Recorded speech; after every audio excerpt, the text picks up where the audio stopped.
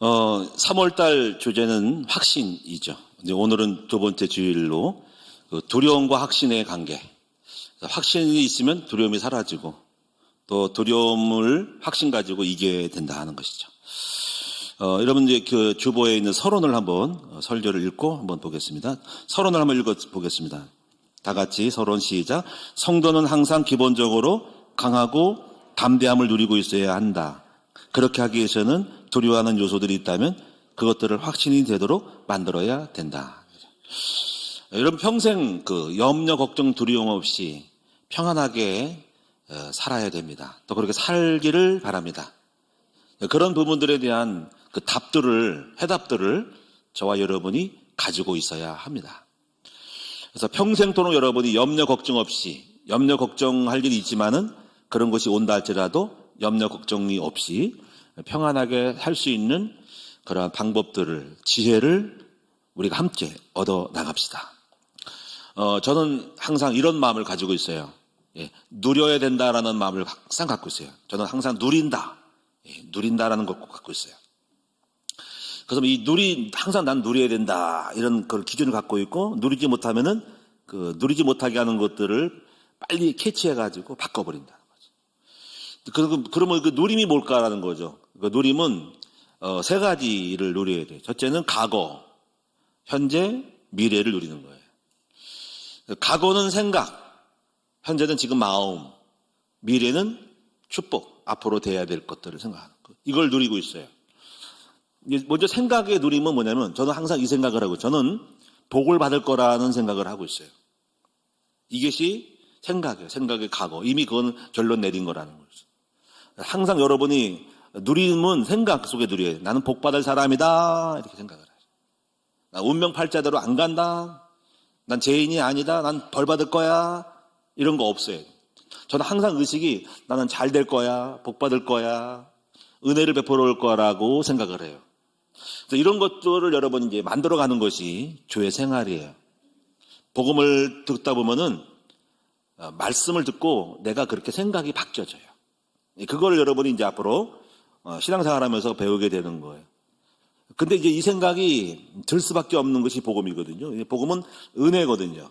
이런 것들을 나중에 설명할 건데 오늘 요 부분은 아니기 때문에 넘어가는데, 제가 말씀을 듣고 나니까 하나님 나를 사랑하시고 나를 부르신 목적은 축복이고, 그리고 특별히 나는 부족한데 동간 비유, 품꾼 비유에서 제가 이걸 받았어요. 품꾼 비유를 보면은 9시 출근한 사람이 10만 원이다, 20만 원이다. 근데 3시에 나온 사람도 20만 원을 똑같이 줘요. 그 비유를 든 목적은 오후에 3시에 온 인생, 늦가기 인생, 모자란 인생이 3시에 오거든요. 게임하다 오지, 놀다 오지, 게으러서 늦게 와. 근데 하나님 앞에 나왔더니 주인이 9시 출근한 사람하고 동일하게 임금을 주더라는 거지. 거기서 제가 깨달은 게 뭐냐면은, 제가 오후의 인생이라는 거지. 근데 하나님이 품 안에 있으면은 정상적인 사람들이 받는 월급을 주신다는 거지. 근데 그거는 하나님의 소가 아니고 절대 주권이고, 나에게는 오후 인생, 5시 인생이 나에게는 은혜라는 거지. 이것이 복음 안에 있는 세계라는 거예요. 그래서 우리의 출신과 배경과 관계없이, 무능에 관계없이, 머리가 나쁘고 공부 못함에 관계없이 주님 안에 있으면 하나님이 그렇게 만들어 주시겠다라는 거예요. 아멘? 여기 왜 아멘이 없어? 아멘 해야 돼. 나 그거를 받고 그럼 나도 잘 되겠다 이렇게 되는 거죠. 신앙생활은 율법이 아니라는 거예요. 율법과 은혜의 차이는, 율법은 5 더하기는 5야. 5 더하기 5는 10이라고. 근데 5 더하기 5는 10이 아니라 200이야. 믿습니까? 이걸 믿는 거예요. 그래서 복음 안에 있으면 은혜로 된다는 거지. 그러면 저는 그게 희망이고요. 저같이 5 더하기 5는 10밖에 안 된 인생이 5 더하기 5가 100이 되고 200이 될 수 있다는 가능성을 가지고 나아가는 거야. 그게 주님이 하실 일이야. 근데 그것이 그렇게 그냥 하는 게 아니라 거기 안에 언약이 있어요. 그리스도와 어떤 전도자의 삶을 중심을 들이면 그렇게 만들어 주겠다는 거야. 그런 거를 듣다 보니까 제 마음이 뭐가 오냐면, 저는 제 마음이 저의 인생의 꼭지점, 한계에 두지 않고 뛰어넘는 은혜를 바라보게 됐고, 그거를 기대하게 되었어요. 그래서 나는 은혜 받을 줄 알고 나에게 은혜를 베풀어 그런 거를 알기 때문에 내 마음에, 내 안에 기대치가 업그레이드 되는 거죠. 나 같은 인간도 될 수 있구나. 나도 크게 될 수 있구나. 복 받을 수 있구나 생각이 딱 들어오는 거죠. 이것이 바로 복음적 사상입니다. 사고예요. 이렇게 바뀐다니까. 아멘. 큰 나무교회 오셔서 여러분들은 자신의 한계에 여러분이 거기에 제한하지 말고 우리 한계를 초월하신 하나님의 초자연적인 은혜를 여러분이 깨닫고 나면은 그런 사고가 바뀌어서 여러분이 꿈이 생기고 바라봄이 생기는 거예요. 바라봄의 법칙이 생기는 것입니다. 그래서 저는 그런 거를 복음을 깨닫으니까 제 마음에 앞으로 잘 되겠다. 나 우리 집안이 안 좋아도 내가 수준이 공부를 못해도 학벌이 없어도 잘 되겠다라는 마음이 생기는 거. 이게 놀라운 기적 중에 기적이. 이것이 바로 우리 축복의 시작인 것이죠. 저는 잘 될 것을 믿어요. 저는 은혜 볼 것을 믿어요. 저는 놀라웠게 크게 될 것을 믿어요. 저는 큰 사람이 될 것을 믿어요. 여러분도 그렇게 될 것을 믿습니다. 잘 될 거라니까. 걱정하지 마시라니까. 이건 제 뻥이 아니고 복음을 들으면 그렇게 된다니까. 그런 마음이 왔다니까. 이게 기적 중에 기적이고 이것이 기적의 시작이라는 거죠. 아멘. 이것이 바로 생각의 누림인 거예요. 잘 될 것이다. 그게 안 된 사람들은 좀 들으시면 그렇게 될 거예요. 그렇게 만들어 될 거예요. 한번 옆 사람 한번 인사합시다. 나도 당신도 잘 될 것이다. 복을 받을 것이다. 아멘. 이런 믿음을 갖기 바랍니다. 이것이 믿음대로 될지어다는 거지. 근데 복음 안에서는 그게 된다니까. 자동으로 된다니까. 내 생각이 되니까. 난 그래서 꿈을 크게 가져요. 왜냐하면 나 잘 될 거니까. 그렇죠. 내가 큰 사람 될 거니까. 그러니까 여러분 내 마음에 있는 대로 천국은 침노 안 잘 것이고 입을 크게 여는 거니까 그렇게 생각이 된다니까. 그게 누림이라니까. 저는 생각이 항상 잘 될 거야 라고 생각을 했고 어둠이 없고 안 될 거라는 생각을 안 합니다. 그런 거가 옛날에 있었어요. 안 될 거라고 생각하고 그래서 옛날에는 그런 게 있었어요. 과거의 운명팔자 이게 그런 걸 보니까 이게 다 나쁜 거구나 알았어요. 운명팔자가. 운명과 팔자는 좋으면 모르는데 사주팔자가 나쁘다고 생각하면 거기에 결정되잖아. 결정. 난 안 될 것 같고 나는 뭐 이렇게 망할 것 같고 팔자가 대설 것 같고 결혼 몇 번 할 것 같고 병들고 죽을 것 같고 요절할 것 같은 생각이 드는 그 파주팔자 무슨 그 인성검사 무슨 뭐 성품검사 뭐 그런 것을 다 믿고 있는데 다 틀린 생각이에요. 우리 주님 안에는 성금도 바뀌고 다 바뀌고 체질 바뀌는 거예요. 그런 것들을 갖다가 인간에 만들어 놓고 사단 마귀가 우리를 억제해주는 운명팔자론 이런 거 다 싸가지가 없는 거고 싹 제거되고 우리는 그리스도 안에서 새로운 비적을 된다는 것입니다. 이게 저는 누리고 있어요. 생각에. 할렐루야. 이 복음이 이대하다니까요. 두 번째는 마음을 누리는 거죠. 마음. 저는 이건 현재예요. 마음의 현재성이 중요한 거예요. 과거가 아니라 현재 누리는 거예요. 저는 항상 이렇게 마음을 견지하려고 애를 써요. 견인하려고 애를 써요. 그게 뭐냐면 항상 감사. 항상 감사하는 마음을 갖고 있어요. 불평 원망하지 않으려고 그래요. 그리고 제가 최근에 저를 돌아보면 결코 불평하고 원망한 말을 한 적이 없고 그런 마음을 가진 적이 없어요. 늘 감사함. 감사가 약간 사라질 때는 약간 착잡하긴 하지만 그렇다고 불평 원망하지 않습니다. 늘 감사함으로. 그리고 두 번째는 평안함으로. 늘 평안하려고 애를 써요. 나는 평안해요, 마음이. 또 그렇게 되려고 애를 쓰고 그리고 만약에 오늘 이 두려움이 있다면 빨리 두려움을 체크해가지고 두려움을 평안함으로 바꾸는 노력을 해요. 두려움을 견딜 수가 없어요. 두려움이라는 불편함을 견딜 수가 없어요. 이것은 나의 것이 아니고 이걸 체질화되면 안 되고 빨리 이거 문제다. 왜 이런 마음을 갖고 있지 하고 빨리 평안함으로 체인지하는 그런 영적인 사역을 하고 있어요. 그래서 늘 레벨이 늘 그 누림, 감사와 평안함으로 샬롬으로 늘 유지하려는 마음을 갖고 있다는 거지. 그래서 그 단순함을 가지려는 거예요. 평안함을 가지기 위해서 평안함을 깨뜨리는 복잡한 거를 안 하려고 그러고 죄에 얽매이지 않으려고 그러고 막 시비를 걸거나 너가 막 대시하고 뭐 싸움이 벌어질 것 같으면 제가 그거를 싸우지 못해서가 아니라 그것이 내 마음에 어떤 뭐 여러 가지 짜증이 나고 흑암을 몰고 오고 영이 사라질까 봐 타치 안 하고 건드리지 않고 빨리 끝내려는 경향이 있기 때문에 제 마음 관리를 해서 끝내는 겁니다.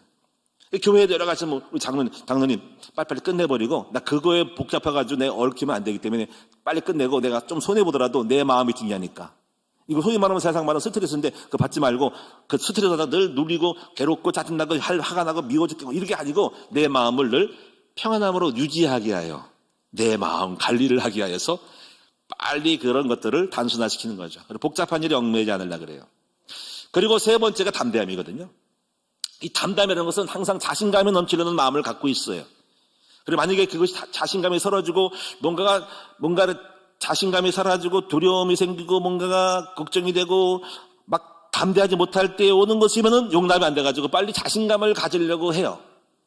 그 자신감을 가질 수 있는 요소들을 만들어냅니다. 근거를. 그래서 내 마음을 항상 자신감으로. 이제 그것이 이제 상황에 따라 이게 자신감을 가질 수 있는 게 다른데 나이가 들면은 이제 체력에 있어서 이 부분도 그것이 영으로 자신감이 사라질 때가 있어요. 그래서 계속 운동을 하는 이유는 뭐냐면은 체력의 바탕이 될 때 오는 자신감. 근데 거의 체력과 자신감이 떨어질 수가 있어요. 내가 몸이 병이 들거나 몸이 약해지면 이제 병들어 죽겠구나, 뭔가 힘들구나 하면은 그때 마음 이상하게 마음과 체력이 같이 가더라고. 마음이 떨어지고 낭망이 되고 자신이 없어지고 이런단 말이에요. 그걸 느껴요, 그걸. 젊을 때는 더 했거든요. 젊을 때는 막 체력이 있으니까 자신감 막 넘치고 막 뭐든지 막 할 수 있다고 생각하는 마음이 많이 있는 걸 알게 되거든요. 근데 나이가 들면서 체력이 바탕이 되면 자신감이 떨어지신 요소가 있다는 거죠. 그래서 그거를 카바링하기 위해서 특별히 주안점을 두는 것이 체력의 보강입니다. 체력에 자신감이 생기니까 활력이 생기니까 마음도 여전히 젊은 사람처럼 똑같이 되는 건데, 그래서 이게 체력에 대한 부분을 많이 그게 누수 현상이 오니까 그 부분을 초점을 많이 맞춰야 되겠다 하는 것이죠. 지금은 괜찮아요. 지금은 체력에 대한 자신감이 생기기 때문에 마음에 어떤 담대함이 생기고 여전히 꿈을 꿀 수 있고 뭐든지 할 수 있다라고 생각하는 거죠. 근데 그 체력이 바탕이 안 되면 자신 떨어지면 꿈과 비전이 이거 뭐고 현실을 유지하려고 그러는 거거든요. 자, 이런 것들이 여러분이 이제 우리가 가져야 될 두 번째 마음의 누림인 거죠.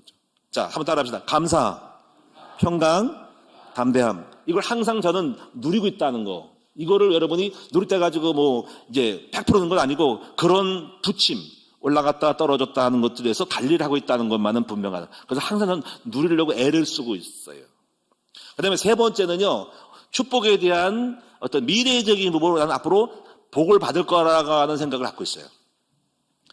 근데 이것은 왜 복을 받냐면, 복을 받는 방법은 내가 하나님의 뜻을 이루는 사람이 될 때, 비전을 갖고 있을 때, 꿈을 갖고 있을 때, 특히 전도자의 삶을 살면은 하나님이 나에게 은사와 능력을 준다는 생각을 하고 있어요. 이게 여러분, 이게 비전의 리더십이라는 부분인데, 하나님은 하나님의 일을 하는 사람을 보신단 말이지. 근데 그 하나님의 사람이 하나님의 일을 하게 되면 하나님은 그 사람을 일하게 그 뜻을 이룰 수 있도록 만들어 주시잖아요. 그렇죠? 그러면 그 사람을 능하게 해야 됩니다. 왜? 그 사람이 너무 부족하거든. 그래서 그 사람에게 사람을 붙여줘야 되고 물질도 도와야 되고 혼자가 아니라 여러 사람을 도와줘야 되기 때문에 그렇게 하려면 그 사람이 사람이 따르게 만들 수 있는 증거를 보여줘야 된다는 거죠. 그러면 지혜와 응답과 많은 걸 주고 저 사람은 나의 일을 할 사람이라는 거를 보여주면서 사람이 따르거든요. 예, 그럴 때 주시는 축복이 보너스로 주시는 축복이 은사와 능력과 재물과 응답들이 바로 우리에게는 복이라는 거이 되는데 이것이 목적이 아니라 방법이라는 거죠. 그래서 항상 내가 하나님의 일을 할 때 반드시 하나님이 은사와 능력을 줘서 나는 잘 될 거라는 생각을 해요. 그래서 항상 목표를 갖고 꿈을 갖고 나가는데 벽에 따라서 그릇에 따라서 하나님이 은사, 재능을 보서 하나님의 사람이고 내 일을 한 사람임을 보여줌으로 사람이 따르게 하는 리더십에 대한 것이 있다는 거죠. 이것이 제가 축복의 관점인 거죠. 그래서 저는 항상 꿈을 갖고 있어요. 주의 뜻을 이루고 있으려고 해요. 그럼 하나님의 복 줄 거라고 생각하고 있고 또 여러분도 그렇게 해서 여러분에게 이 미래적인 꿈을 갖고 은사를 실제로 체험하기 위하여 전도자가 되도록 만들어주는 거죠. 그럼 여러분 저절로 나는 하나님의 종이고 주님이 마땅히 복을 줄 것이다 하는 당연한 축복에 대한 부분이 내 마음의 누림으로 미래에 대한 불확실성이 아닌 확실성으로 다가와요. 이 세 가지가 여러분에게 누림에 대한 정리가 끝나야 된다. 자, 과거는 생각 속에는 나는 하나님이 복음 안에 복을 줄 사람이다. 두 번째, 현재는 마음, 감사, 평안, 담대함에 유지하고 있어라. 세 번째, 지금 이후의 앞으로 삶을 하나님 어떻게 나에게 더 큰 축복을 줄 것인가는 하나님의 뜻을 이룰 때 주시는 주님의 비전과 기름 부음이 임할 수 있기 때문에 난 될 거라고 하는 거. 그래서 꿈만큼 가는 거예요. 내가 꿈이 있는 것만큼 주님은 내 그릇을 만들어준다. 성경에 보면 항상 아브라함이 복을 주는데 갈라디아 3장 14절에 보면 아브라함 복을 주는데 하나님이 그리스도 예수 안에서 믿음으로 말미암아 성령의 약속을 받게 하려 함이라는 말이 갈라디아 3장 13절인데 거기 보면 그리스도 안에서 또 성령으로 믿음을 통해 주신다는 거죠. 그래서 그런 부분들을 알고 이런 것들을 잘 몰랐어요. 근데 이런 정체성을 알고 내 자신이 중요하다는 것을 알게 되었어요. 자, 오늘 여러분도 누리시는 여러분 되기 바랍니다. 여러분 항상 생각을 해야 돼. 나는 누릴 것이다 하는 마음을 해야 돼. 예? 누릴 것이다. 한번 따라해봐요. 누릴 것이다.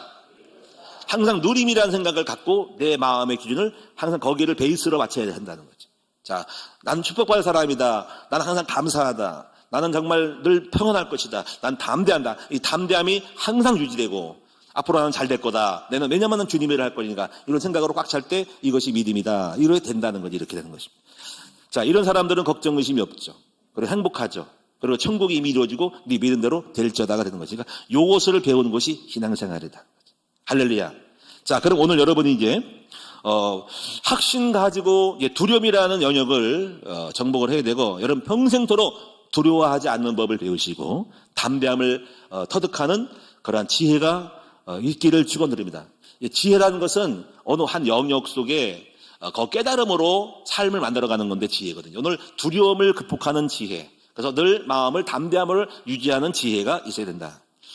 자, 저는 오늘 이 본문의 말씀을 가지고 설명을 하도록 하겠습니다. 오늘 본문의 내용은 이런 이야기입니다. 이스라엘 민족이 한 200만 명 되는 인구가 애굽의 노예 생활을 했는데, 바로 6월절이 어린 양을 피를 바르고, 자, 모세의 지도자의 지도에 의해서 애굽을 했어요. 탈출을 했습니다. 자, 이제 강야로 들어갔는데, 자, 탈출을 하기 전에, 강야로 들어가기 전에 지금 생각이 바뀐 파라오가 이거 안 되겠다. 저놈들을 잡아다 죽여야 되겠다라고 추격을 하기 시작하죠. 그래서 바로가 군마를 끌고 병거와 마차를 끌고 이스라엘 민족을 죽이려고 추격하기 시작했습니다. 자, 그래서 도망가는 거죠. 이제 마음이 바뀌었기 때문에 빨리 가야 돼. 근데 문제가 생겼어요. 바로 앞에는 홍해 바다라는 것이 딱 가로막혀서, 자, 앞에 가역은 빠져 죽고 뒤에는 공격을 당하는 진퇴양난이 생긴 거죠. 양쪽으로 난이 생긴 겁니다. 이걸 진퇴양난이라. 앞에 가도 죽고 뒤에 가도 죽는다. 이런 상황 속에서 오늘 이 본문에 보면 여기서 바로가 가까이 올 때 이스라엘 백성이 놀래 자빠져가지고 두려워서 막 모세를 원망하기 시작하는 내용이 나옵니다. 여기 보면 10절에 보니까 바로가 가까이 올 때 이스라엘 자손이 눈을 들어본즉 애굽 사람들이 자기들을 지에 이른지라. 이스라엘 자손이 심히 두려워하여 여호와께 부르짖고 하면서, 바로 두려운 사람들은 또 모세를 원망해요. 항상 원망을 합니다. 왜 우리를 애굽에 두지 않고 이를 끌고 나가지고 오늘 이 시간 강물에 빠져 죽고 칼에 맞아 죽게 생겼냐, 그대로 노예 생활로 있었는 것이 좋지 않았느냐 하면서 지도자를 원망을 합니다. 그러면서 이제 12절에 우리가 애굽에서 당신에게 이른 말이 이것이 아니냐, 이르기를 우리를 내버려 두라. 우리가 애굽 사람을 섬길 것이라. 그냥 노예가 좋다 이거지. 애굽 사람을 섬기는 것이 강해서 죽는 것보다 낫겠노라. 이렇게 이제 두려울 때에 이제 모세가 오늘 2억에 대해서 처방을 내리면서 해결책을 주는 내용이 오늘 말씀의 해답의 내용이라는 거죠. 자, 그건 나중에 보고 한 4가지 정도를 볼 수 있고요. 자, 몇 가지 보겠습니다. 첫째는 먼저 생각할 것은 모든 사람에게는 두려워하는 마음이 있다 하는 것입니다. 어떤 것이 두려움이 있을까요? 전 첫째로 실패에 대한 두려움이 있다. 이 두려움은 실패, 사업에 실패하거나 목회에 실패하거나 혹시 망할 거지 않을까라고 생각하는 두려움이 누구나 있어요. 물론 이제 시작하는 것보다 이미 창업하는 것보다 이미 건설을 많이 하고 무너지는 것은 더 심할 수 있어요. 저는 개척교회 때 같은 경우는 그렇게 두려움이 별로 없어요. 왜냐하면 어차피 망할 거 아니야. 어려운데 지금은 더 두려운 게 뭐냐면 이미 건설해놓고 집을 져놓고 나서 많이 가족을 이룬 다음에 문제가 더 커요. 이렇게 해놓고 차라리 없으면 모르는데 세워놓고 나서 나중에 어려움 당하면 어떨까라는 게 있는 거죠. 자, 그래서 그런 많은 어려움이 있는데, 여러분도 많은 직장을 잃어버리거나 취직이 안 되거나 사업이 안 되거나 여러 가지 코로나로 인해 오는 어려움이 있죠. 저도 요게 대한 두려움이 있을 때가 있었던 거죠. 그거는 이제 우리 큰나무 교회가 이제 코로나를 만났을 때, 이때 상태 마음이 약간 두려움이 있었어요. 두려움이라기보다도 긴장을 했다는 거지. 깊은 얘기는 할 수 없고요. 자, 여러분 대번 예배를 중단하라 막 나오는 거죠. 그래가지고 여러분이 다 마스크 쓰고 교회를 안 나왔어. 자, 수요일 금요일을 몇 달인가 며칠 동안에 공백이 생겼으니까는 아무도 없어요. 근데 가장 문제가 뭐냐면 재정이 마이너스라는 거지. 우리는 여러분 이제 헌금의 수입으로 인해서 교회 대출 이자가 나가는데, 자, 여러분 고정비하고 운영비가 나간다는 거예요. 고정비는 고정적으로 나가는 거, 전기세라든가 임금과 나가는 거, 그리고 고정비가 이러면 대출 이자 같은 것이 고정으로 정해져 있는 거죠. 자, 잘 유지되고 그 전까지는 잉여가 남아서 얼마를 원금을 갚았다, 대출 이자 원금을 갚았다는 거지. 그런 기쁨으로 살았는데 코로나 해가지고 이제 거기다 금리가 딱 오르고 거기다가 재정의 수입이 줄었다. 일단 예배를 안 되니까 그게 마이너스 오는 거죠. 야, 이것 봐라. 전체를 딱 봤더니 이게 리스크가 딱 생기는 거야. 아, 이거 한 주에 한 달에 몇 천이 빠지는구나 할 때, 야, 이 큰일 났다. 그러면 이제 지출은 이건데 이것이 오랫동안 가면 큰일 나겠다. 이게 쌓이면 마이너스겠다. 그때 딱 보고 전체적으로 우리 교회가 가지고 있는 통장 계좌의 모든 것들을 조사를 하는 거죠. 만약에 안 될 경우에 이것까지 끌어다가 일단은 급한 것부터 끌어야 된다는 생각을 하고 있는 건데 그렇게 되진 않았어요. 그런데 감사하게도 열심히 기도했더니 그런 리스크의 마이너스 부분을 그 당시에 그 해에 전도가 많이 돼가지고 플러스로 그렇다고 넘치진 않았더라도 평균점을 갖다 하는 거죠. 고배를 넘겼죠. 그럴 때 제 마음이 굉장히 긴장이 됐어요. 이런 것들이 일종의 두려움까지는 안 갔어도 약간 두려울까 말까 하다가 가버렸어요. 어쩌다 감사했죠. 아마 이것은 저뿐이 아니라 소상공인 자영업자 하는 모든 분들도 마찬가지일 거예요. 임대료 나가죠. 인건비 나가죠. 사람은 없죠. 손님은 없죠. 마스크 또 코로나 때문에 안 오죠. 그래가지고 이미 문 닫은 사업장이 많고 교회도 많이 없어졌습니다. 자, 이런 것들이 이것이 우리의 첫 번째 실패에 대한 두려움. 자, 두 번째는 부부 갈등으로 인한 두려움도 있고 있을 수 있고 없을 수 있고 이미 끝난 부분이 있을 거예요. 저도 옛날에 과거에는 결혼 생활에 대한 그런 두려움이 있었어요. 이 두려움이라기보다도 이혼하면 어떨지라는 그런 심각한 상황이 있었어요. 그리고 우리 애들은 어떻게 하지라는 거. 이런 것이 있었어요. 또는 싸움이 아니라 혹시 아팠을 때, 우리 이름은 사모가 아플 때 있었죠. 막 여러 가지로. 목이 아프고 뭐 하늘 때, 야, 이거 큰일 났다. 우리 사모가 사역을 못하면 어떻게 되지라는 그런 염려가 있어서 부조리히 쫓아가가지고 많이 도와주고, 왜냐면 그것이 나의 일이기 때문에 이런 것도 있었다는 것이죠. 세 번째는요, 자녀들에 대한 두려움도 있죠. 혹시 여러분도 있지 않을까요? 저도 있었고 지금도 좀 남아있어요. 왜냐면 아직도 우리 아이들을 완전하게 인도를 하지 못했고 어리니까 아직까지 그런 부분이 남아있고 여전히 남아있습니다. 두려울 때가 있었죠. 그때도 이제 우리 둘째 아드님이 이번에 목사고시 본 아드님이 사고를 칠 때 그 사고는 중국에 가서 감옥에 들어갔다고 생각할 때 뭐 얘기는 여러분 아시잖아요. 그렇죠? 두려움이 확 밀려오더라고요. 중국어로 이제 어릴 때 일찌감치 공부를 해가지고 고등학교를 패스해가지고 17살 때 고등학교를 패스했으니까 시간이 많이 남는 거예요. 내 생각에는 계획으로는 외국에 보내가지고 어학을 훈련시켜서 했다는 야무진 꿈을 갖고 있었죠. 그래가지고 중국에 막 여행 다니다가 국정사범대학으로 집어넣는데 공부하다가 이제 방학 때가 되면 들어오잖아요. 그래 연락을 해가지고 공항에서 만나자. 내가 마중 나갈게 아버지가. 그래서 마중 나가 그날에 안 오는 거야 이놈이. 안 오는 거예요. 그래서 아이고 큰일 났다. 어찌된 일이가 왜 안 오냐. 날짜 잡았나. 물어봤더니 이게 행방불명이라는 거야. 근데 수소문 했더니 누가 잡아갔다는 거야. 이제 잡아가가지고 행방불명이 돼가지고 나중에 그럼 제가 여기 기다릴 수 없죠. 중국에 쫓아 올라갔죠. 올라가지고 담당자를 만나고 학원 담당 만나고 변호사 만나고 대사관 만나서 이렇게 출출해가지고 그때가 추운 겨울이었어요. 가지고 찾아간 곳이 지금도 중국 어디에 1시간 거리를 간 제가 지방은 이름을 기억 못하는데 거기에 지금은 그 감옥, 교도소 안, 마당, 접견실 다 기억나는데 글로 갔어요. 가가지고 거기서 누구 변호사 돼가지고 난 말을 못하니까 중국말을 못하니까 해서 알아낸 거죠. 직접 만나지 못했는데 거기 가 있더라고. 외국인들하고 같이 가. 그때 제가 가기 전에 세상에서 가장 간절한 기도를 했죠. 침대에 누워가지고 잠이 안 오는 거 있지. 가지고 참 어떻게 기도했을까요? 편하지 않고 머리를 쪼아리고 간절히 아버지요. 눈물이 나오더라고. 야 정말 그때 가장 절박했어. 하나님 아버지 제가 혹시 잘못한 거 있으면 용서해달라고 하면서 죄를 다 회개하면서 아버지 정말 우리 아들을 사랑합니다. 도와주달라고 간절히 그때 간절한 기도가 문제를 만날 때 나오더라고요. 그때 이제 두려움을 느낄 때가 있었다는 것이죠. 여러분이 그 외에도 여러분이 많은 잔잔한 근심이 있겠죠. 결혼을 못할 때, 직장에 취직이 안 될 때, 많은 그런 어떤 두려움이라보다 염려거리가 마음에 누리지 못하는 현상이 있단 말이에요.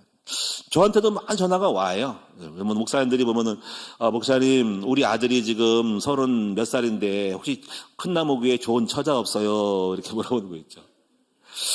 글쎄요, 처자들이 있긴 있어도 그렇게 생각하는 거예요. 이 마음이 소개할 수 있는 마음이 없는 게 뭐냐면 막상 소개하면 또 마음에 안 든다 그래 또.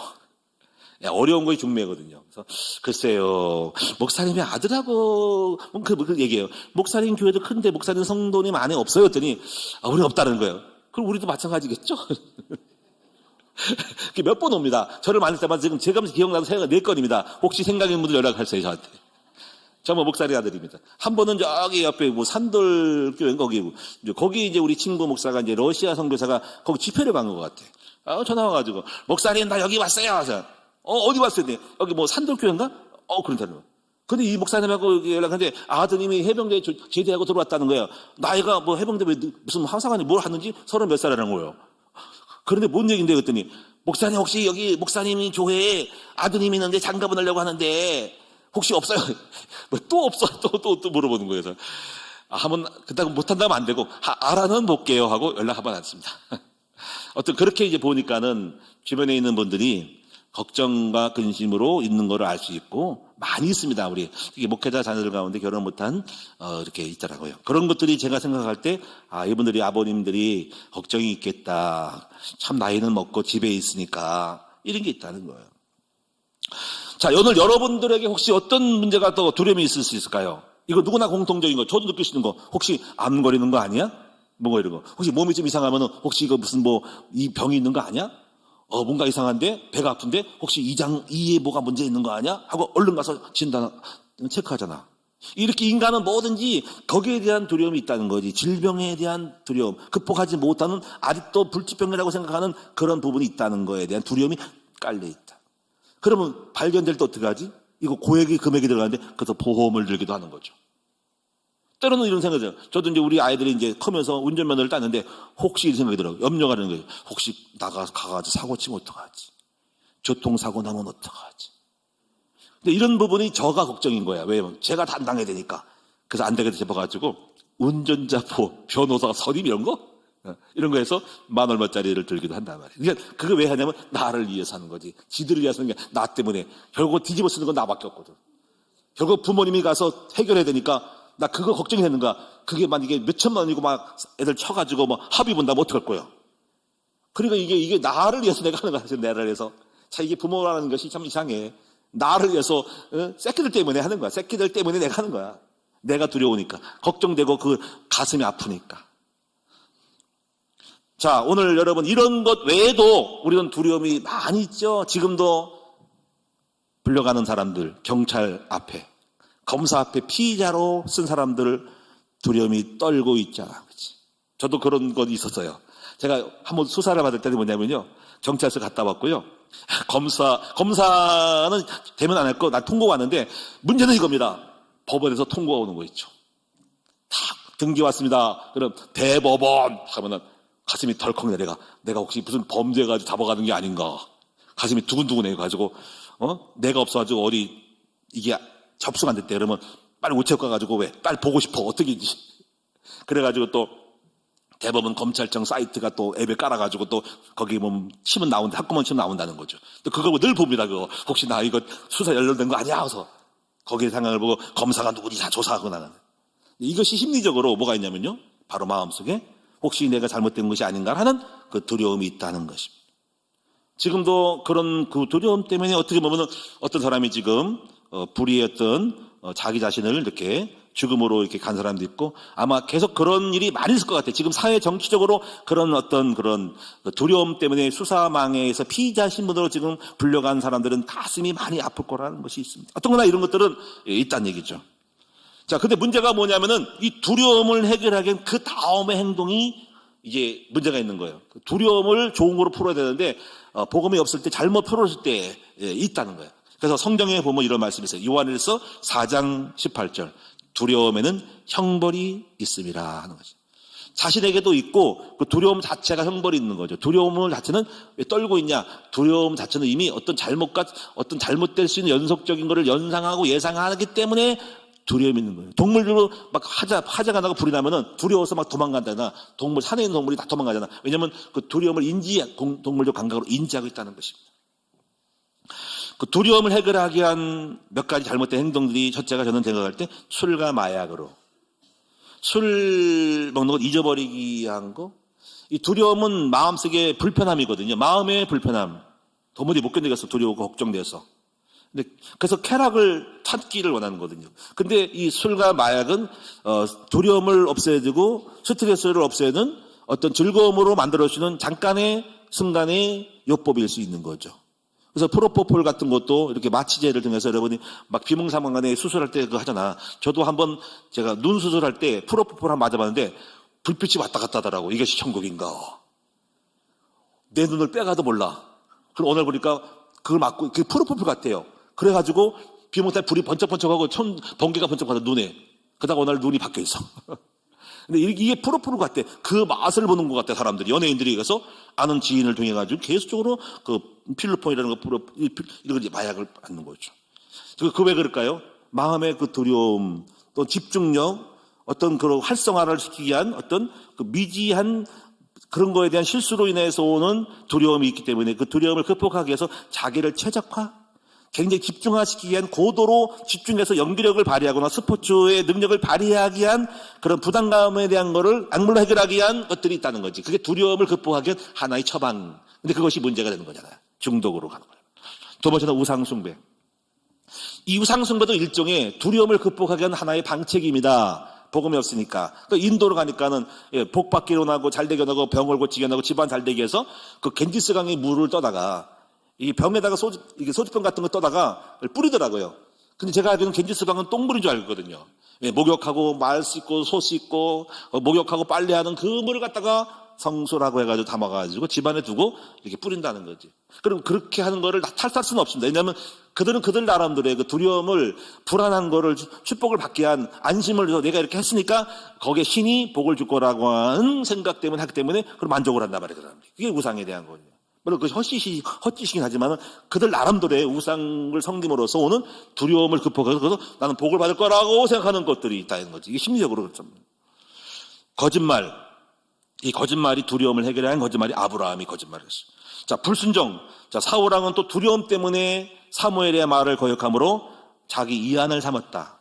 자기가 한 방식대로 해서 안심이 된다. 그래서 아가강을 죽이지 않고 재물을 다 태우지 않고 살려둔 이유가 그렇게 자기 이로. 근데 그것이 하나님의 말씀은 어긋나기 때문에 또 그게 문제되는 것이었죠. 자, 근데 두려움은 전염이 된다는 것도 아셔야 된다. 두려움은. 10명의 정탐꾼이 막 두려워서 우리 큰일 났다, 우리 메뚜기 같다라고 두려움을 선포할 때 그 말을 전했더니 온 백성이 다 두려움에 잡혀가지고 다 지금 이제 멘붕이 빠진 거야. 큰일 났다, 이걸 왜 여기 왔냐, 우리 다 죽었다, 이 객지에서 죽겠다. 그래서 전염이 돼가지고 온 백성이 울고 탄식을 하고 통곡을 했다는 이 얘기가 신명기 24장에 나온다는 것이죠. 이 두려움은 전염된다. 여러분도 만약에 두려움을 가지고 여러분이 다 누군가 오면은 카바랭이라고 반사해야 돼. 아우, 난 사업이 안 돼.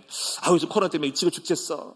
그 말 듣는 자체로 나도 가뜩이나 힘든데 그 말 들으면 딱 가슴이 내키고 망할 것 같은 생각이 딱 든단 말이에요. 그런 것들에 대해서 제가 많이 느끼거든요. 제가 예민하고 민감할 때. 저도 힘들고 어려운데 막 지키고 마음을 싸워 이기려고 하는데 누가 와가지고 뭔가 어렵게 생각하고 망할 것 같은 분위기를 딱 주면은요. 가책이 그게 덧입혀져가지고 더 곱빼기로 와가지고 확 눌리면서 굉장히 막 신물에 빠져요. 그런 부분을 제가 이제 거절하는 거죠. 오늘 여러분도 그렇게 부정적인 말, 두려움을 주고 공포를 주고 말 같은 어떤 암시를 주는 그 말 한마디가 다른 사람에 얼마나 상처를 주고 다른 사람을 죽이는지를 알아야 된다는 거죠. 그래서 항상 우리가 항상 힘을 주고 용기를 주고 아니 별거 아니라고 생각해야 돼. 물론 별거도 있겠지만은 그 마음으로는 아무렇지 않은 채로 말을 해야 된다는 거죠. 걱정할 거 없어. 별거 아니야. 목사님 걱정하지 마세요. 뭐 별거 아닙니다. 뭐 그걸 걱정하십니까? 아무것도 아닙니다. 이제 우리 장로는 저를 많이 이해를 한단 말이에요. 그러면 안심이 된단 말이에요. 좀 걱정스러운 부분은 목사님 이거 아무것도 아닙니다. 그러면 평안해지고 괜찮아요. 근데 큰일 났습니다. 목사님 이거 우리 말할 것 같습니다. 당장 이자가 지금 많이 나갑니다. 어떡합니까 목사님? 그래 나도 먼저 된다. 걱정된다. 같이 죽자. 근데 우리 장로는 안 그랬거든요. 그러니까 얼마나 감사하지만 용기를 줘야 돼요. 용기를. 실제로 사실적으로는 별거 아닌다라 말이에요. 생각 잘해보면 별거 빠져나갈 게 있는데 왜 쓸데없이 염려하냐 이거지. 그러므로 오늘 여러분 우리 아내들은 낙심하고 침울해오는 남편들에게 용기를 주는 아내가 지혜로운 아내. 아멘. 남편이 실망하고 여보 지금 사업에 수금이 안 돼가지고 어렵고 공장이 어렵고 그럴 때 그러면 같이 안 되지 나도 지금 어려워 죽겠어 미치겠어 그러면 같이 죽는 거야. 근데 우리 아내가 여보 걱정하지 말로 하나님을 믿으라 하나님 기도하면 되잖아 이렇게 용기를 주는 아내가 지혜로운 아내고 성숙한 아내죠. 또 아내가 힘들어할 때 남편대로 여보 괜찮아 여보 우리 자식이 이럴 것 같아 애가 공부도 못하고 뭐 게임만 빠지고 미치겠어 다 그럴 수 있는 거야. 용기를 주면서 이렇게 물론 그럴 수도 있지만은 아니지만은 그렇게 용기를 줘줘야 되는데 확실히 우리는 서로 용기를 줘야 된다는 거죠. 불신앙을 퍼뜨리면 안 된다. 자, 그래서 이것도 생각해 봅시다. 제가 이제 이 두려움에 대한 거를 생각하니까 이런 것이 또 깨달아지더라고요. 뭐냐면 신중함은 두려움의 가면이다라는 것이죠. 여러분 신중하면 참 좋겠죠. 사람은 신중해야 되고요. 함부로 막 결정을 함부로 하면 안 되고 액션을 하면 안 돼. 행동 함부로 사업하면 안 되는 신중해져. 근데 한편으로는 그 신중함이 일종의 병일 수 있어요. 너무 지나치게 신중함이 두려워서 망할까 두렵고 도전과 그 피해와 그 만날 부딪히는 상황을 두려워서 신중함을 만드는 것도 일종의 두려움의 가면이다라는 것이죠. 젊은 사람들이요. 너무 신중하지 않고 도전을 하고 실패를 극복하고 실패를 각오할 수 있는 것이 되는 거죠. 어떻게 보면 우리는 너무 신중했다면 오늘 여기까지 교회도 못 왔을 거예요. 신중함은 소극적이 되고 도전을 못합니다. 대출받는 거 두렵고 이전하기 두렵고 그 리스크가 두려우면 아무것도 못하는 건데 참 감사하게도 은혜로 내 마음을 주님이 주장하셔가지고 신중했다면 여기까지 못 왔고 여전히 똑같은 안정방으로 갔을 겁니다.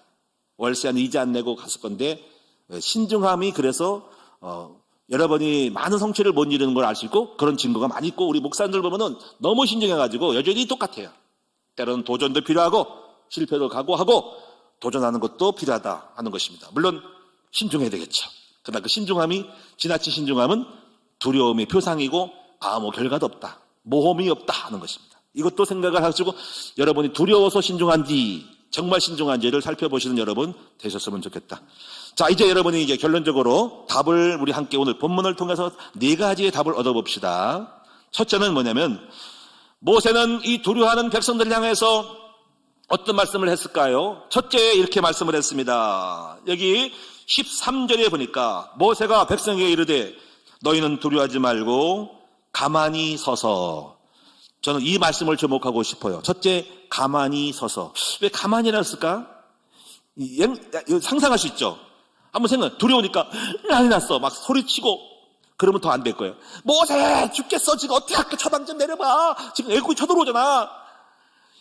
그래서 백성들을 충분히 자 우리 빨리 전쟁 준비해. 막 난리 때문에 더 안 될 것 같아. 근데 모세는 그래서 좀 가만히 좀 요동 떨지 말고 난리 떨지 말고 이렇게 가만히 있고 하나님이 역사하는 것을 보라고 한 거거든요. 근데 저는 이걸 좀 확대해서 가만히 있어가 우리가 두려움을 이길 수 있는 방법입니다. 제가요 목회를 하면서 제가 열정적인 사람이라고 그랬잖아요. 근데 굉장히 어렵고 힘드니까 가만히 있지 못했어요, 제가요. 그래서 굉장히 많이 목회를 계속적으로 반복을 했어요. 실패하고 또 다시 뒤집고 또 하고 그랬거든요. 근데 일종의 가만히 보니까는 가만히 있지 못한 거예요, 제가. 계속 액션한 거죠. 근데 결국 하나님은 제가 영적으로 보니까 일하지 않더라고요. 제가 일하니까 하나님 가만히 계시더라고.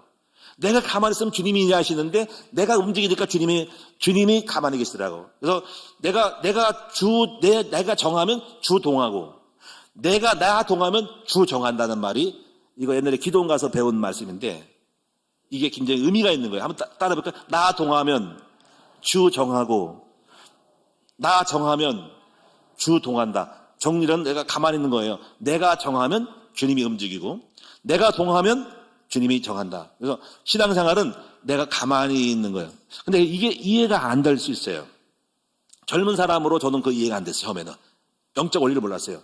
아니 가만히 있으라니 움직여야지 열심히 해야지 라는 성실이 제가 마음속에 깔려 있었거든요. 열심히 부지런히 안 되면 대게 만들고 여기 안 되면 이사 가서 바꾸고 업종 바꾸더니 뭐 마누라까지 바꿔하냐 이런 생각이 됐어요. 다 바꿔버려. 대게 만들고. 근데 그게 아니었던 거죠. 하나님 방식은.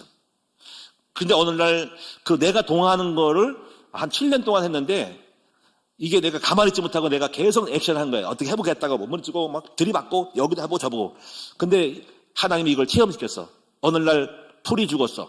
한 7년 동안 있으면서 어느 날 제풀에 죽어가지고 더 이상 못하겠다. 이사 가기도 힘들고 아무것도 안 되겠네 하고 그제서야 제가 가만히 있게 됐어요. 참 이 인간이 미련해가지고 그제서야 체험을 통해 가만히 있었어. 그런데 이상한 일은 내가 가만히 있으니까 하나님이 일어나시더라. 그래가지고 그 하나님이 일어나서 저에게 이제 다 해봤냐? 다 했냐? 주님 못하겠어요. 했더니 이제 내가 아마 그때서야 주님이 기다리신 듯이 나타나셔가지고 오늘 여기 이 시흥시 정강도로 28년 전에 오게 됐고 그때부터 주님이 하시고 지금까지 오게 된 것입니다. 제가 굉장히 대단한 거였어요. 가만히 있으니까 주님이 하시는 거. 그래서 제가 그 히브리서 있죠. 4장에 이걸 깨달았어요. 이제부터 우리가 안식할 때가 가까웠다. 이미 그의 안식에 들어가는 자는 자기의 일을 쉬느니라. 그러면서 히브리 4장 11에 이렇게 하나님의 말씀은 살았고 운동력이 있어서 혼과 영과 간달고시를 찔러 쪼갠다는 말이 있는데 나 그 말이 심상치 않은 거야. 내가 쉬었더니 안식했더니 말씀이 동한 거야. 내 안에는 하나님의 말씀이 역사해서 나를 움직이고 나를 끌고 가는 주님이 출전하시는 거야. 내가 나가서 선발대 나가니까 주님이 팔짱 끼고 계시다가 내가 못하겠다고 뒤로 물러서니까 주님이 앞장서 선두자로 나가가지고 나를 끌고 가신 거야. 이래서 이것이 이때라서 목회는 내가 하는 것이 아니라 주님이 하는구나. 그래서 여기서 가만히 서서라는 말이 이게 되어진 거죠. 오늘 여러분이 이 말씀을 받을 분들은 받으시기를 축원을 드립니다. 물론 그 당시 유동하지 않는 거였지만 저는 이걸 확장해서 우리 인생이 좀 가만히 인본주의 아까 말했잖아요. 아브라함이 거짓말쟁이 또 사울왕이 뭐 이렇게 불신적으로 사무엘 말 안 듣고 내가 한 거 전부 이것이 가만히 있지 못하는 거라는 거지. 오늘 여러분 인본주의 거짓말 내 율법 내 마약 먹고 어떻게 해보겠다고 내가 말해가지고 설득하고 이걸 없애버리고 기다리라. 주님이 하시도록 기다리는 거 어떨까? 저는 그래서 가능하면 막 어떻게 해보고 하지 않고 그냥 기다려. 가만히 좀 있어봐. 가만히 있으면 하나님이 역사하도록 기다려봐. 이것이 많아요. 내 자식을 어떻게 해보려고 내 남편 어떻게 하려고 그러면 가만히 있어봐. 주님이 나타나도록 기다림이 있다. 답답해 보이죠. 그럼 가만히 있으니까. 지금 저는 그걸 배웠거든요. 저도 가만히 있지 못한 사람이었는데 오늘 가만히 있어. 그 다음을 봅시다. 그 다음에 이렇게 했어요. 여기 보니까는 오늘 너희를 위하여 행하시는 구원을 보라. 자, 저는 이거를 이 구원을 보라는 것은 여러분이 하나님이 구원하시는 방법을 보라. 하나님이 구원하시는 내용을 보라는 거예요. 이것은 저는 두 가지를 보는데 저는 복음으로 구원하시는 방법을 보고 또 우리 안에 보내신 성령의 역사하는 것을 보라는 거지. 이건 좀 포괄적인 건데요. 여러분이 두 가지를 볼 수 있는 눈이 열려졌으면 좋겠어요. 하나님이 이 세상을 구원하게 주신 방법이 두 가지 있습니다. 첫째는 말씀이고 또 하나는 성령입니다. 에스겔 37장에 보니까 6장에 이렇게 나왔습니다. 해골 골짜기를 보여줘서 에스겔에게 두 가지를 보여줬습니다. 너는 무엇을 보냐? 해골 골짜기를 봅니다. 이것이 이스라엘 백성이라 죽어가 사망의 죽어가 뼈다귀 들으라. 마른 뼈들이라. 그런데 어떻게 할까요? 대원하라. 말씀을 가지고 대원했다는 거죠. 이 말씀을 가지고 생명을 살아나라고 대원했어요. 근데 여전히 아직까지 움직이지 않고 뼈들만 맞춰졌어. 뼈들만. 뼈가 착착 맞아가 머리는 머리대로 가고 다리는 다리로 가고 팔은 팔대로 갔어요. 근데 생기는 없더라. 그럼 주님 생기가 없는데요. 그럼 생기를 보러 나라고 해라. 생기가 바람아 보러 들어가라 라고 했더니 그래서 에스겔이 생기야 불어서 저 사망을 당한 뼈다귀에게 들어가라 했더니 바람이 들어가서 생기가 움직이기 시작하는 거예요. 톡톡톡. 근데 그게 큰 군대가 됐더라. 이것이 바로 이스라엘 민족이 앞으로 살려야 될 내 방법이다. 이 구원이다. 이걸 가지고 뭐냐면 말씀과 기도. 말씀 그리스도와 성령이 앞으로 이 세상을 구원할 방법이다. 오늘 사랑하는 여러분, 이제 하나님의 구원을 보셔야 되는데 이제부터 여러분이 말씀, 복음과 성령 충만한 삶을 누리시고 받으신 여러분 되셔야 돼요. 이것만 되면 여러분이 구원을 볼 수 있다. 그래서 이것을 하기 위해서 우리가 뭐 해야 됩니까? 예배 그리고 훈련을 받아서 여러분 속에 지금 뭐 하냐? 그 4년, 2년 동안 공부 끝나는 게 문제가 아니라 여러분 속에 진짜 뭐가 들어가야 됩니까? 복음과 성령 충만한 사람을 만들어야 된다. 그러면 하나님의 구원을 볼 수 있다는 거죠. 세 번째, 그러면서 이렇게 되는 사람에게 하나님이 뭐라냐면 이제부터 싸우신다는 거죠. 이게 돼야지 싸우신대. 자, 14절에 보니까 여호와께서 너희를 내어 싸우시리니. 자, 여러분 하나님이 우리와 함께 싸우면 이길까요? 질까요? 여러분 이 말은 뭐냐면요. 하나님과 우리를 싸우게 하도록 우리가 하나님과 편먹어야 한다는 거죠. 여러분 우리가 하나님과 편먹죠. 우리가 축구를 하거나 족구를 하면 이렇게 해요. 야, 우리 제 잘하는 사람하고 편먹어야 되겠다. 제 선수래. 우리 편, 나 그쪽으로 붙을 거야. 강한 사람, 신뢰된 사람과 편먹고 우리가 이길 수 있죠. 그것처럼 여러분 우리가 하나님과 편먹어야 됩니다. 이것이 현실적으로 일어나고 있죠. 전쟁 중에 와중 중에 누구랑 편먹어야 됩니까? 자, 여러분 지금 우크라이나 전쟁이 있습니다. 나토랑 미리 편먹었으면 좋았을걸. 옛날에 그걸 몰랐잖아. 누구랑 편먹어야 됩니까? 지금 우리랑 누구랑 편먹어야 돼, 우리나라는? 어디 나라랑 편먹어야 우리가 그들이 우리를 도와줄까요? 중국? 중국은 이미 북한하고 편먹었어. 우리가 중국 붙으면 중국이 어떻게 할까? 지금도 안 도와주고, 그럼 미리 우리 도와줄 증거가 없잖아. 우리는 지금 그 누구를 편먹어야 됩니까? 그동안 도와줬던 나라가 있습니다. 우리 우군하고 편먹어야 돼. 그 편먹는 뭐냐면 그래서 군사동맹 맺는 거죠. 협정을 미리 만들어서 적이 올 것을 대비해서 누구랑 강대국하고 이 세상에서 가장 강한 사람을 편먹어야 돼요. 그러면 그 사람이 우리나라가 도와줄 거예요. 우리나라가. 그래서 여러분 이걸 알아야 된다는 거예요. 세상도 그런 돌아가고 있다고. 누구랑 편먹어? 가장 강력한 국가와 편먹어야 돼.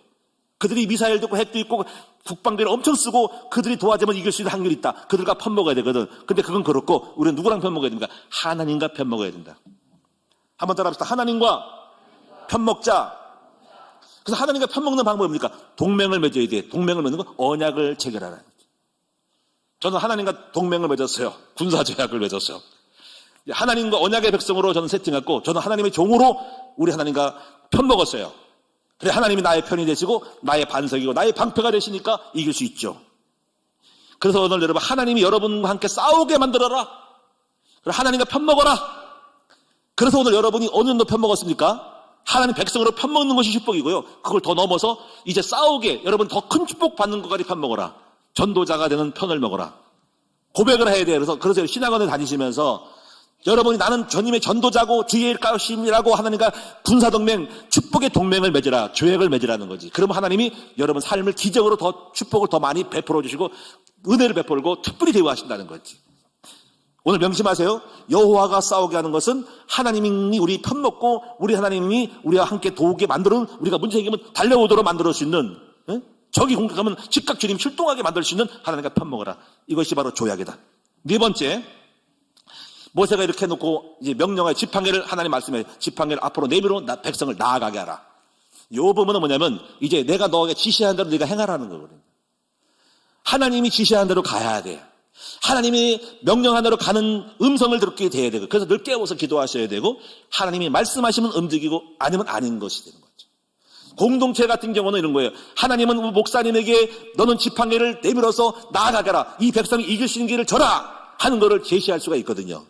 그러면 그 목사님이 훈련을 받게 하라. 훈련을 만들어내고 앞으로 학교를 세우면 이길 수 있다. 앞으로 게임이 이길 수 있다. 우리가 큰나무교회가 앞으로 학교를 세우면 굉장히 큰 교회가 되고 교회를 통해서 수많은 학생이 오고 전도가 될 수 있는 길이 큰 그것이니까 그렇게 지팡이를 내밀어라. 이렇게 해서 하시는 거란 말이야.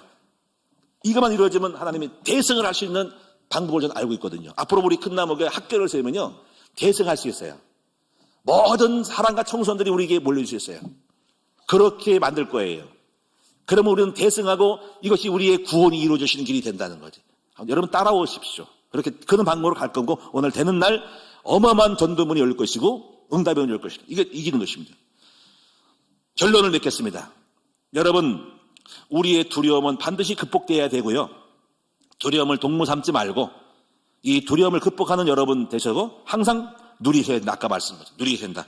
그러면 이 세 가지를 좀 미리미리 좀 하셔야 되는데 첫째는 뭐냐면요. 두려움을 주는 많은 처세들에 대하여 교통정리가 필요하다. 무슨 말이야? 두려움을 줄 수 있는 요소들을 사전에 제거하라. 죄를 짓는 것도 그것도 불법을 행하면 안 되죠. 이 두려움을 줄 수 있고 오늘날 경찰서 올라가면 두려움을 있잖아 그런 게. 여러분이 두려움을 주는 잘못된 범죄, 불법을 하지 말라. 세상에 놀지 말라. 다 두려움을 줄 수 있는 요소를 만들어야 된다는 거지. 이게. 이상한 짓 하지 말라는 거지. 두 번째 부분은 두려움의 상황을 미리 예견하여서 미리미리 대비를 해라. 미리미리 대비해야 됩니다. 리스크가 있단 말이야. 혹시 암 걸릴 걸 대비해서 보험도 들어놓으시라. 혹시 여러분 우리 아이들이 지금 사고 쳐서 와가지고 돈 내로 하지 말고 미리 우리 아이들이 운전면허를 땄다면 그것도 예상을 해야 한다는 거지. 사전에 우리가 교회도 화재보험을 다 들었고 이 모든 거 다 해놨어요. 그럴 리 없겠죠. 혹시라도 화재가 날 경우에 대비해서 화재보험을 다 들어놨어요. 우리 유치원 아이들 다 보험 들어놨습니다. 애들이 가가지고 사고 나고 교통사고 났을 때 거기에 대비한 그런 보험도 우리 장로님이 알아서 다 처리해놓고 했어요. 다 그것이 돈이 들어가지만 그런 리스크를 미리미리 대비하지 않고 오늘날 딱 준비하는 자가 당하면 그 엄청난 리스크 고통이 오는 거예요. 그런 거를 알고 있고 최선을 다해서 우리는 할 수 있는 역량을 당해서 화재보험, 어린이 보험 다 들고 우리 애들 유치원 보험 다 들고 하는 것입니다. 마지막 세 번째는 여러분 속에 이제부터 속사람을 강건하게 만들어서 이것이 사람이 문제를 만나면 당하거든요. 순간 멘붕 오거든요. 그래서 평상시에 뭐 하냐면 여러분이 하나님의 말씀으로 견고하게 내공을 쌓는 작업을 해야 돼요. 여러분들 교회 다니는 것이 우습게 생각할 수 있어요. 한번 우리 만화로 따라 가봐야지. 우리 평화를 가봐야지. 그런 생각하지 말고 여러분 자신이 내공이 있어야 됩니다. 하나님의 말씀을 듣고 내 안에 속사람을 강건하게 만들면 그냥 이상하게 평안이 오고요. 단단해집니다. 이것이 여러분 평상시 할 거예요. 이것이 평상시 안 되고 오늘날 하면 안 되고 오늘날 멘붕 오고 망하는 거거든요.